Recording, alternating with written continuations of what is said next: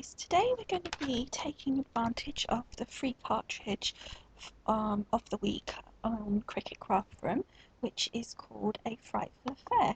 So each week, I believe it's weekly anyway, if you look down in your section here called My Cartridges, which is a list of all the cartridges that you can cut from, that you own and have linked with your Cricut Craft Room, you will often find cartridges that you think, I don't own that one, don't recognise that one. And there are some like the, let's have a look, Craft Room Basics, which are here all the time. So you get that as part of being Cricut Craft Room. You've also got things like here Cricut Mini, so if you've linked a Mini, you get a few little cuts that are relevant to your Cricut Mini, which are there all the time now, which is kind of cute. But also on a regular basis, so I think it's weekly, they put in a couple of cartridges that you can cut from. Now I can see here, I did put up a little while back that Gears was one that they had put up as a little cartridge that you could use. So it looks like sometimes they overlap as well, which is quite good. There's another one here, Halloween Poem, which is a new one, not mine. So that's quite fun. Which I can't read all of these, to be honest. I need to put them onto the mat to drag them. Happy Hauntings is my cartridge. So we've got a few different ones. I'm just having a quick look down, see if there's anything else. So at the moment, it's all kind of Halloween-y themed. So we've got Movable Monsters. That's a new one as well. That's not mine. So another cute cartridge. So we've got quite a few sort of smaller cartridges. But you also have,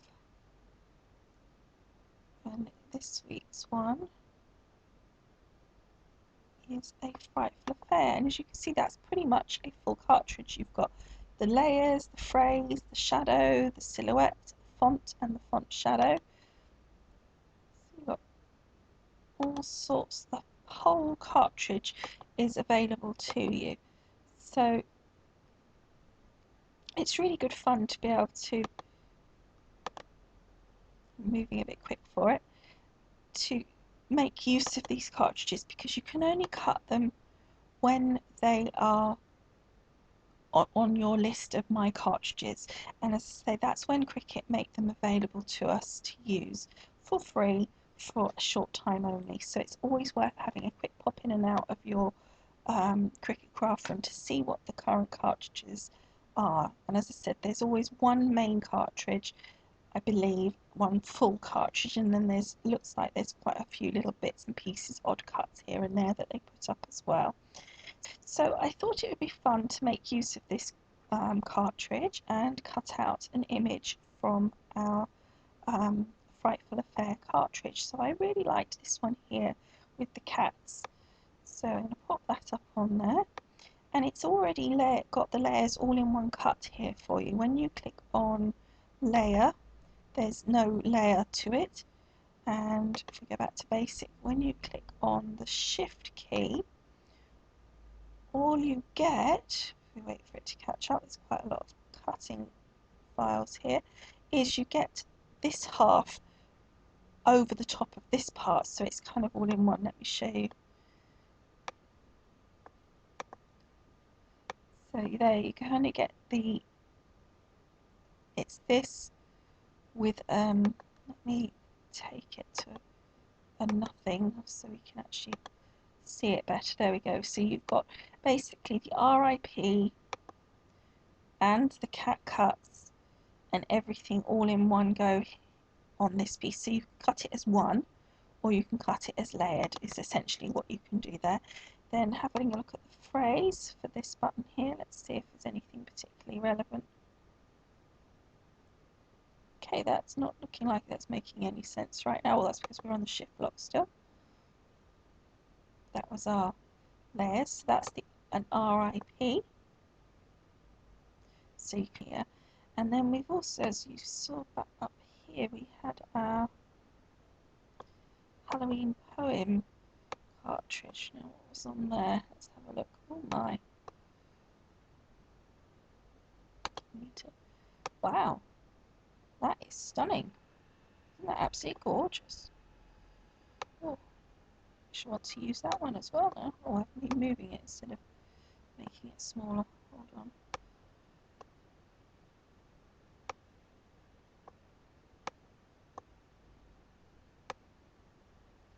Isn't that absolutely lovely?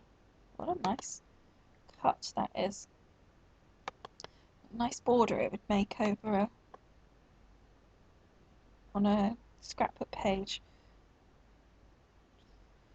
Okay, so I'm actually going to pop this little fella down the bottom here, and I shall be cutting him out, I think. Just as a cut to keep. I'll probably cut it on white, and then it's something that I can colour. And that's what I often do with the Cricut cuts that are on cartridge that will eventually go away. If I like it, but I don't quite know how I'm going to use it or what colour themes I'm going to use for it at that particular time, I cut it on white, and then I'll use my markers to colour it in accordingly when it gets to the time that I'm actually going to use the cut. So I always find that works quite well.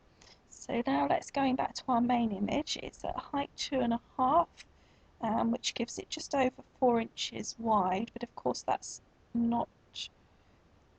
going to be about 2 inches wide, because it'd be about half of that once we get one layer on top of each other. So I think we could take that just a little bit bigger. So let's try 3 inches and see what we think of that. I'm trying to think of what it would look like on an A6 card, and I think that would cut just about good. Okay, so what I'm thinking is that I want to do this layer here in a different colour to this piece here, so that when it layers up, it really looks like the cats are sitting against the moon or whatever. So I'm going to use my hide contour feature and my copy and paste tool. So the first thing I'm going to do is I'm going to copy, and then I'm going to paste. So I've got 2 of the images. Then I'm going to hide contour, and I'm basically going to hide this one. So that's done, and then I'm going to go to this one, hide contour, and then I'm going to hide the contour. And basically, to hide the contour, all you do is click on the line that you want to hide. So sometimes with the small bits, it's hard, you're trying to get to the small line and it clicks back on the big line. So you just sometimes have to double check yourself and make sure that the bit that's highlighted in red is the bit that's going to disappear. Okay, so that's that done. So then we click exit. And what I like about the Cricut Craft Room when you hide the contour is that it literally does hide it. On the Gypsy, you still see like a shadow of it, and I found that really, really annoying when I'm trying to cut. And you've got this sort of shadow there, and it just gets so confusing as to what's happening. So let's put that piece up there, that piece down there, and then I've still got my little pumpkin at the bottom as well. Okay, so we're ready now to cut our 2 pieces. I think I'm going to have some sort of orange colour for this piece, and then obviously black for this piece. Okay, so let's layer up our mat and get cutting.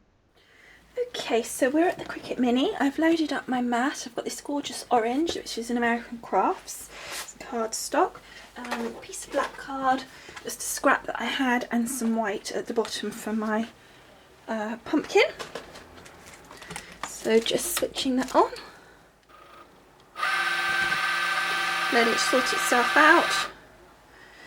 And then line up the paper in the little, the mat in between the grooves. Press the load button. Now this is a bit heavier cardstock, so I want to see what pressures, etc. that the Mini suggests. Okay, so we're going to press cut. Okay, so it says heavy cardstock, so what does it say? Set the depth to 5, pressure to 4, so the pressure is already at 4, so we'll just do the blade to 5, and then hit cut when I can see where my mouse has gone because it keeps running away. There we go.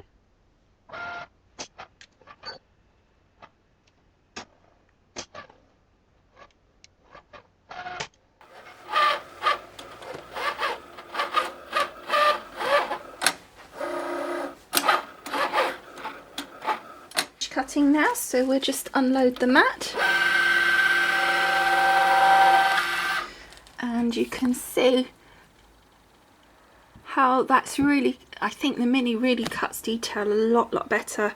I still love my Cricut expression. As you can see here, it's just cut out beautiful, beautiful, and look, perfect cut, nice and crisp. And very carefully lifting this off, because I put some spray on the back of the cardstock to make sure it stays in place, because it's an older mat. But there we go, it's all come out and just looks stunning. So we're going to layer this up and make our card. Okay, so here's all our little Cricut pieces cut out, and what we ended up with was this little RIP as well that came from in the cutout. Zig for such small pieces is going to be a lot simpler, so I'm just trying to see if I had a scrappy piece of paper, but I can't see any, so we'll just go for it. And it's really cute, making sure we put the zig on the right side.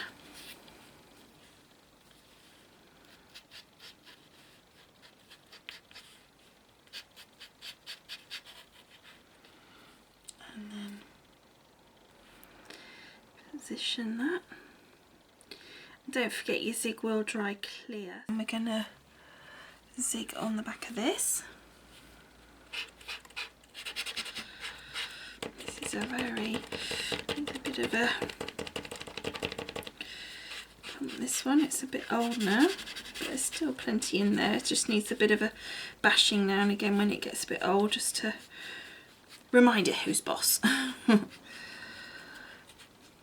Okay, and making sure we go right to the edges, and then positioning that, starting at the base here with the box, and then to the little cat tail, and then his little ear at the top there. So I have got a pre-scored card base here, which I believe is about 5 inches by 5 inches. So I'm literally just going to fold that in half now and just score along the back line. And as I often do, I'm going to have this as a top opening card. Now I've picked out some papers that I want to use, and they're all from that same paper pack that we were using. I used on another card, and I think you would have seen that video by now, and it's this Apothecary Emporium pack by Echo Park. And as I said last time, it's all a bit bitsy now because I've used quite a lot of it over the time. So I'm first of all starting off with this gorgeous spiderweb paper. So I'm going to pop that down first of all. So I'm going to stick it over the entire card base, no border at all. So I'm going to take my Cosmic Shimmer glue, and I'm just going to lay down some glue. And this is getting really low in this bottle now. I'm going to have to get another bottle out at some point soon, I think. Okay, so making sure it's got plenty on, because it's a reasonably thick cardstock. And then I'm going to just pop it into the corner. And I'm just going to make sure it's nice and covered every edge there, where the edges are, not overhanging and too much. There we go.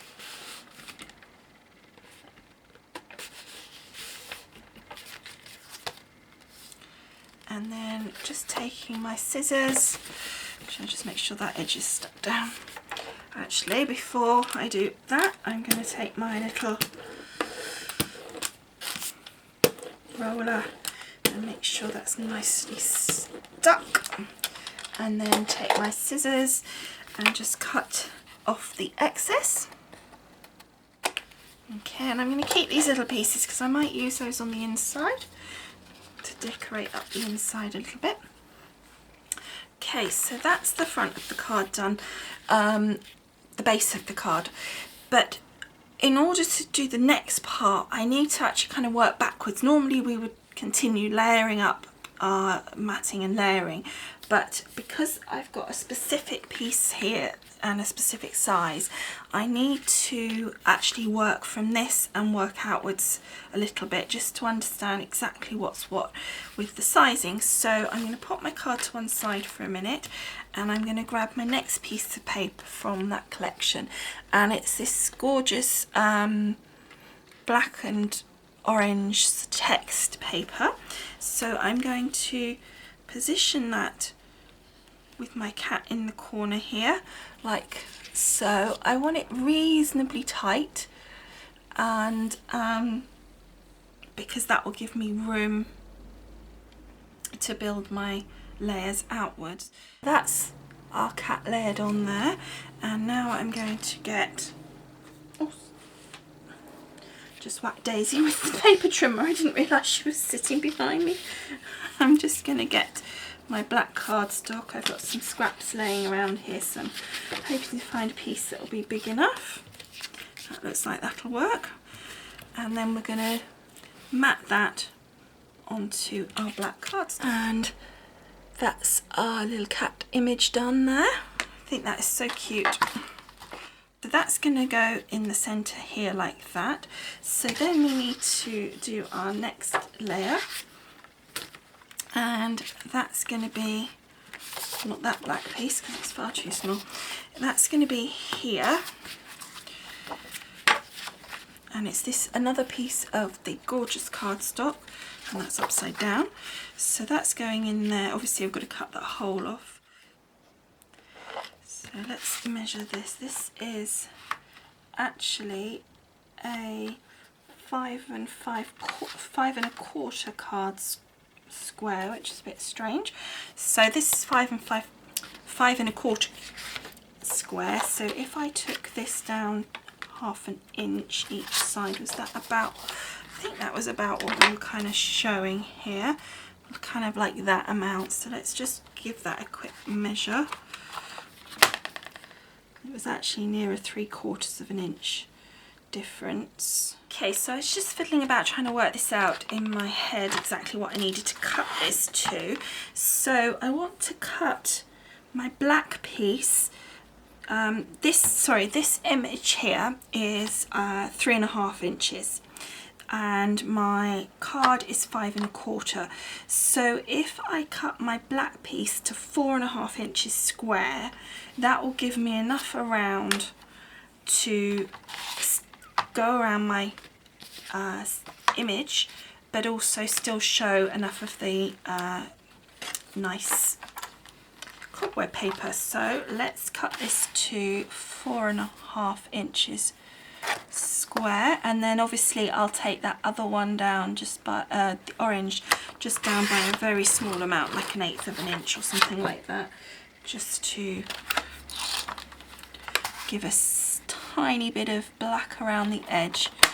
But it's this one that counts from the point of view of sizing. So 4.5 both sides. And if by cutting it on the black also first, if I ruin it, I've got loads more black, but I haven't got loads more of my papers. So that is a nice fit. It's just showing a nice amount of my cobweb paper. And then I've got that there, which looks great. Liking that. And then I'm going to take my orange piece and I'm going to cut that to 4.5 less than 1/8. Okay, so then that piece, let's just check, that's going to sit beautifully on there. So let's stick that together next. And then again, grabbing my trusty roller, just giving it a good roll to make sure it's all nicely stuck down.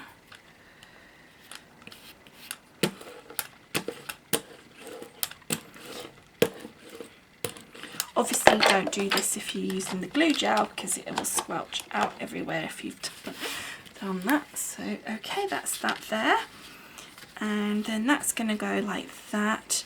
There's still more to come yet, but this I'm just checking size wise, that's going to fit in there, and that's just working perfectly. So then I need to stick down my centerpiece here, and I'm going to use my Scotch adhesive for this. As I said, I think on other videos, I'm not sure if it's a bit stronger.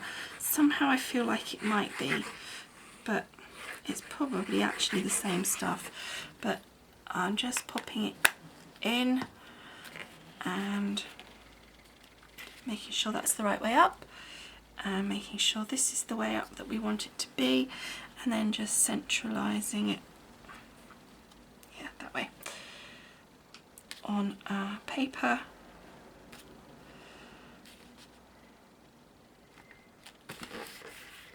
Like so. And again, getting my trusty roller. And this roller only gets used for this. I've never used ink on it. It's just a little cheapy roller really, but I just have it in my pot literally just for this. It never gets inked. I've got a really nice one for inking, but this is just a little cheapy roller just for this purpose, to make sure that everything sticks down nicely, because it does give a nice even finish. And then I'm just going to hold the corners down. Perfect. Okay, so I'm just popping a bit of black cardstock on the inside of our card. This will do several things. One, it will make it look nice to finish it off. I'm not just going to do the black, but also we've got quite a lot of weight on the front, a lot of heavy cardstock on the front, and this will just give a bit more weight to the back and give it a bit more stability when it's stuck down.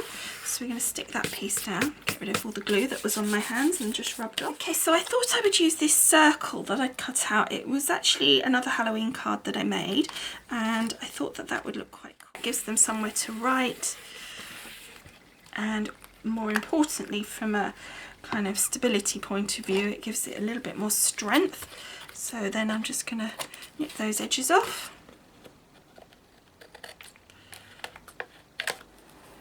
Like so. Okay, so that's those done.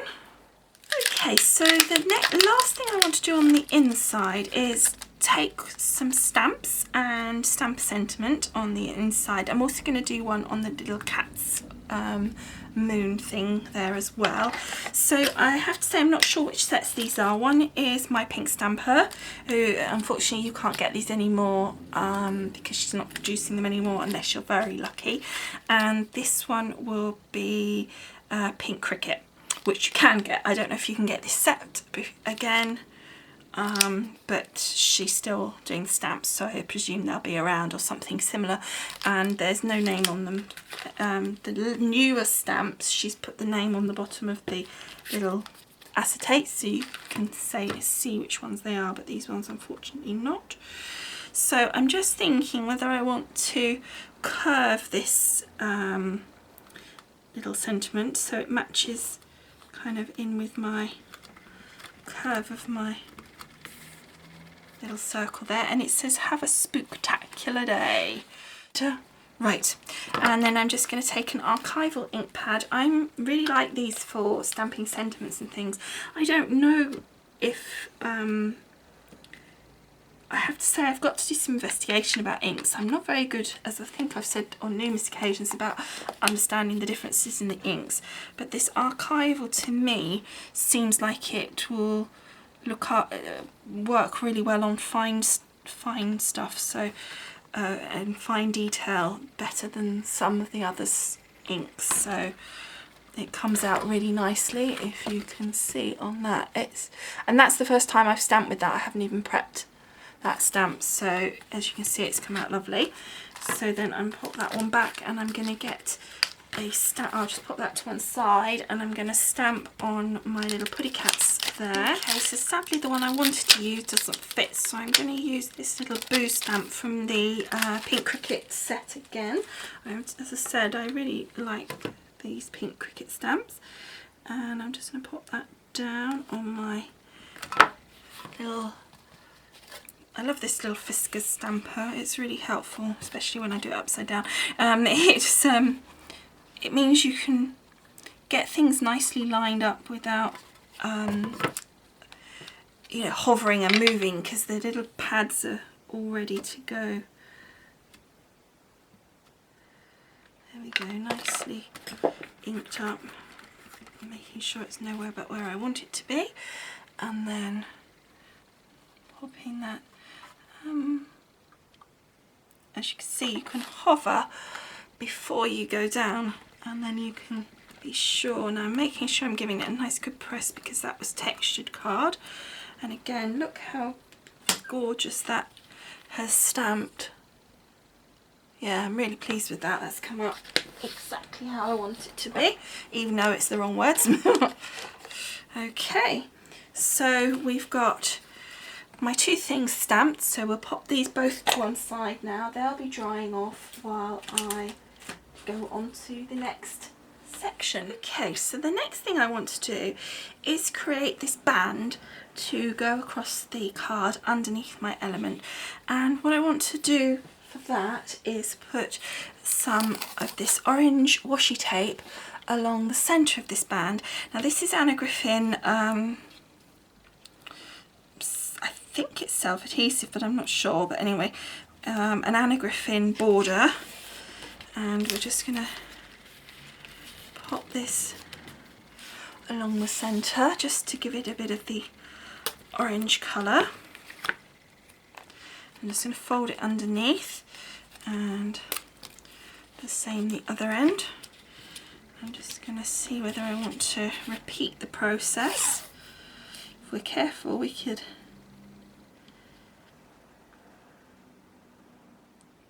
end up with the flowers in the same position, which I've managed to do, and that will just darken our orange off without ruining the look. So what I need to do is I'm going to be creating a pleating, and as you can see, it's making it quite easy for me insofar as it's got lines already on there. Basically, we want to score one whole one, then a half one, then a whole one, then a half one. So I'm using these lines to guide me.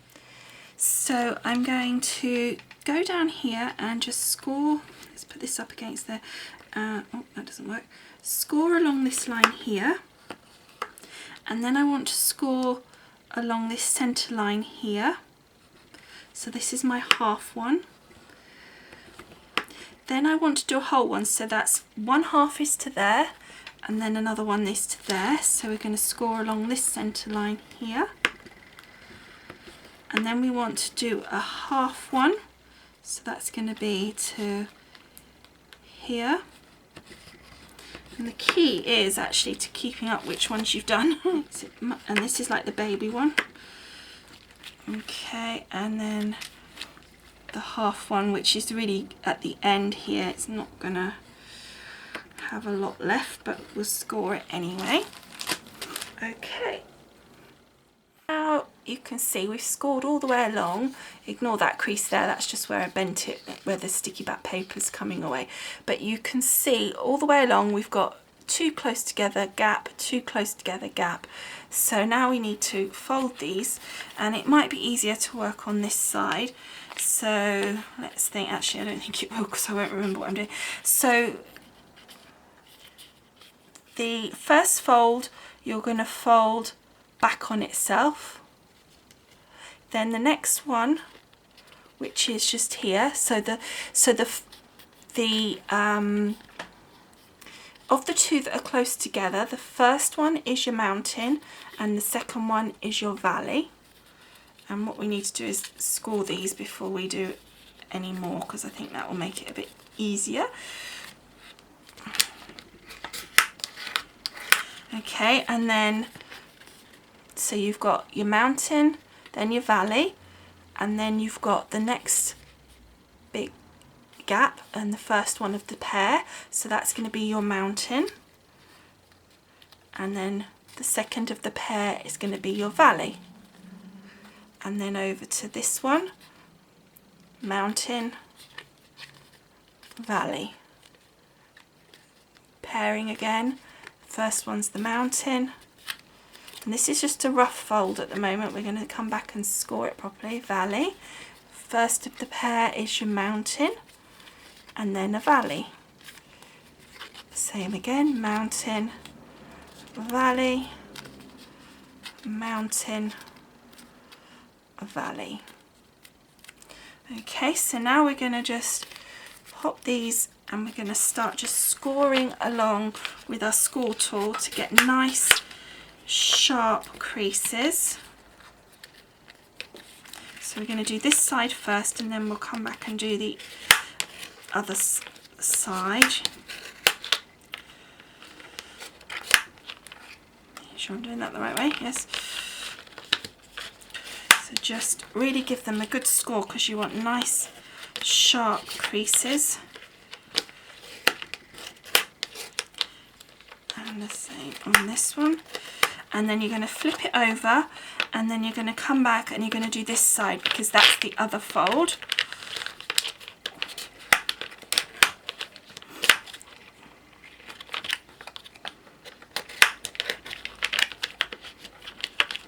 And it's a bit stiffer right now because it's got the backing adhesive on it. Okay, and that is the lovely paper pleating.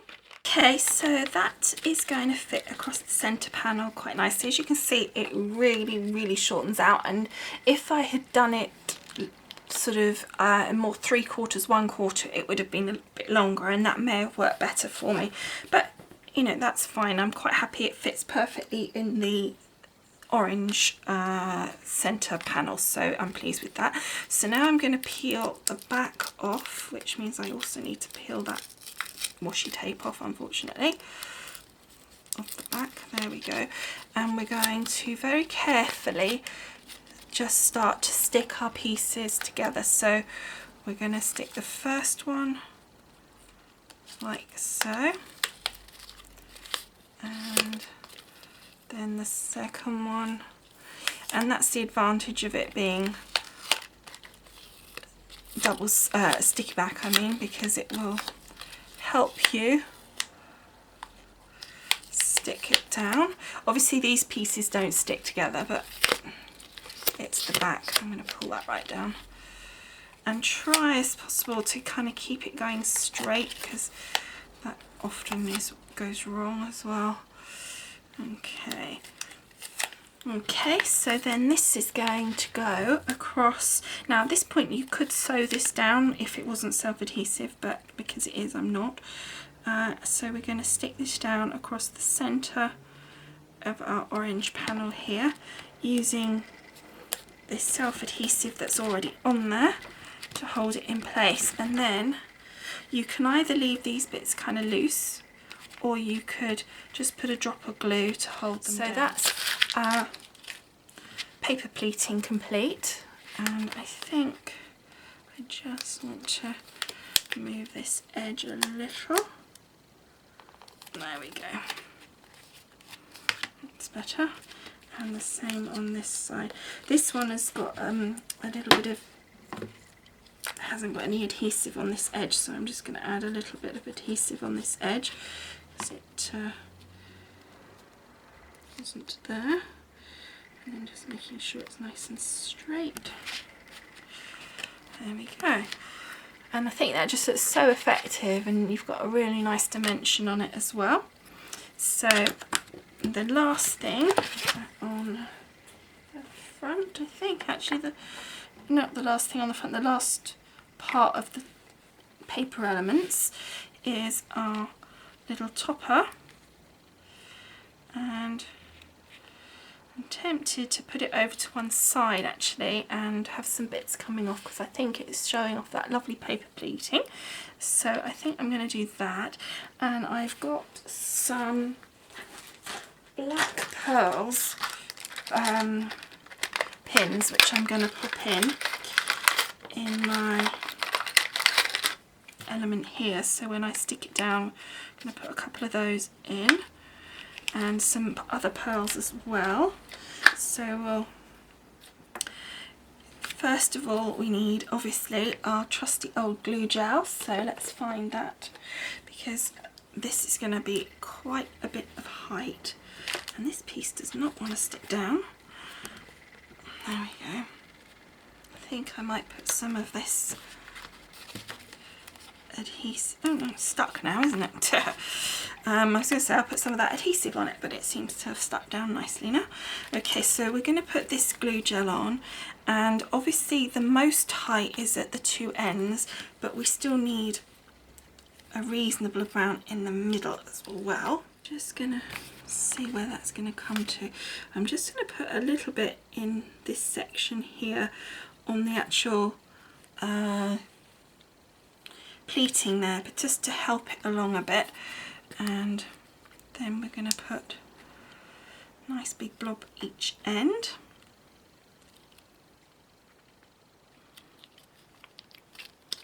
Because I don't want it to not you know, stick properly, or to look like it's bending wrong or anything, you know. So I'm just going to gently curve it because it had started to curve a little bit, and then we're going to pop that in place. So we can see we've got plenty of glue gel on there. So now I'm just going to squish it in the middle so it goes kind of as low as it will in the middle, and then it evens itself out. It gives a really nice flat from the side, and it's just holding it nicely there, and just checking the top and bottom are being held, which they are, so that's great. And then I'm going to get my pins, and I'm going to pop those into the glue gel.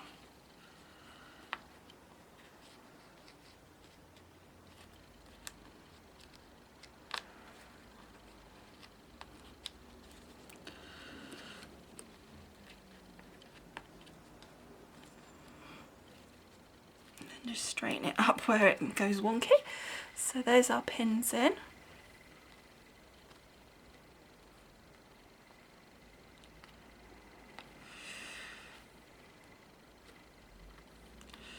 Quite happy with that. That's better. Just lift that edge up a bit. It got a bit squashed where I was trying to put my pins in. There we go. Better. Happy with that. That's great. And then I've got these gorgeous black pearls, which I'm going to place one of each in each corner, So I'm actually going to use, because they're quite big pearls, even though they're self-adhesive, I am going to use some glue gel, just to put a little bit of glue gel in each corner so that I can be sure that they are going to stay where I put them. I'm just going to pop these on our bit of glue gel, and these are a really nice big chunky size as well, which I think works so that they really show on this very patterned paper. I think if you'd gone for something smaller it just wouldn't show.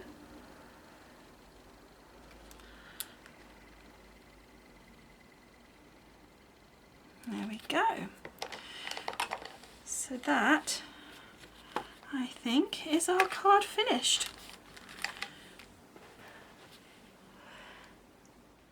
And I have to say I am really, really pleased with that and how that turned out. So that's the outside and that's the inside. And I want to just quickly show you something before we go, because I want you to see exactly where I got inspired for this actual card from, because I think you'll be surprised to see that it was from this Anne & Griffin book, and I think you'll probably also be surprised to see the card itself that inspired this design, because I don't think, can you see it, if I can find it again, here we go. So this is the card that I basically followed this design to make this card, and if you look at it this way round, and I don't know if you can see it properly, there we go. So if you look at it sideways, we've got our paper on the background completely solidly covered. Okay, this is an oblong card, and I did a square. We've then got another layer. We've then got the paper pleating and a piece in the centre, and then we've got an element off to the side, and then a bit of decoration which I use this side. So again, if we look here, if you compare, I've got mine's square, but I've got the paper behind, the layer, the paper pleating with the section down the middle. I've got my element off to the side, and I've got some decoration. Okay, my decoration is just a few little pins, and they're off to the right hand side instead of the left. And the only other thing I missed out was the ribbon. But essentially, that is the card that inspired this. So I thought I would share that with you because I think it looks so different to what you would expect. So I hope you've enjoyed making this card with me. I'd love to hear your comments, and I will see you all again soon. Bye for now. Ooh.